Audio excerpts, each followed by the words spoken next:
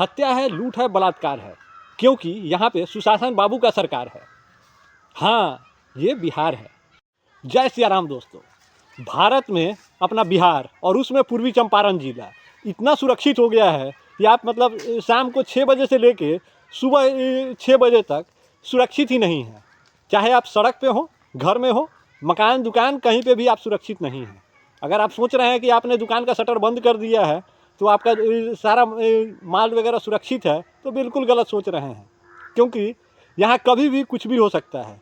कभी सड़क पे चलती हुई महिला का पर्स छीन लिया जाता है, कभी मोबाइल छीन लिया जाता है, कभी रेलवे के परिसर में किसी का गला काट दिया जाता है, तो कहीं लोगों को हत्या करके और उसे ज़मीन में गाड़ दिया जाता है। इस तरह का घटना रोज़ ही अपने पूर्वी चंपारण जिले में सुनने को आ रहा है। खैर, अभी आज सुबह 3 बजे सुबह का घटना है कि कोटवा बाज़ार में साहब ज्वेलर्स एवं बर्तन भंडार में भीषण लूट हुआ है।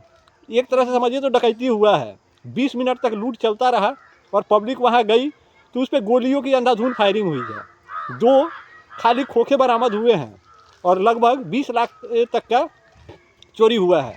अब सोचिए कि मतलब किस हद में चोरी हो रहा है और पुलिस प्रशासन कहाँ गश्त कर रही है। पुलिस प्रशासन को दारू ढूंढना हो, बिल्कुल उसमें फेल ही नहीं होता है। कहाँ से ट्रक चला है उसका जानकारी उसे हो जाता है। ट्रक को जगह पे पहुंचने से पहले उसे कवर कर लिया जाता है, उस पर कब्जा कर लिया जाता है, क्योंकि वहाँ से कुछ ना कुछ मिल ही जाता है।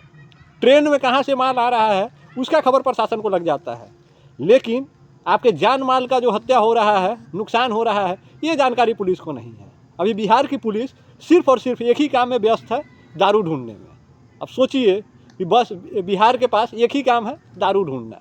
बाकी पब्लिक से कोई लेना देना नहीं है। वो जिए मरे, लूटा जाए, कुछ भी हो जाए, उसके साथ कोई फ़र्क नहीं पड़ता है। बस हाँ, टाइम से टैक्स देता रहे ताकि पुलिस वालों को उनका तनख्वाह मिलता रहे।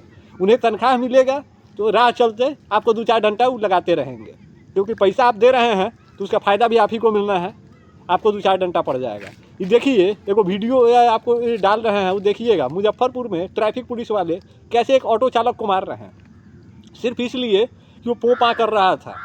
मतलब उससे ट्रैफिक को नुकसान पहुंच रहा था, ट्रैफिक जाम हो रहा था, इसलिए ऑटो वाले को खींच के और कस के कूट दिया गया। तो अब ऑटो वाला टैक्स दे रहा है, गाड़ी खरीदते समय दिया, यहाँ दिया, वहाँ दिया, हर जगह टैक्स दिया है, तो ऑटो वाला पिटा रहा है।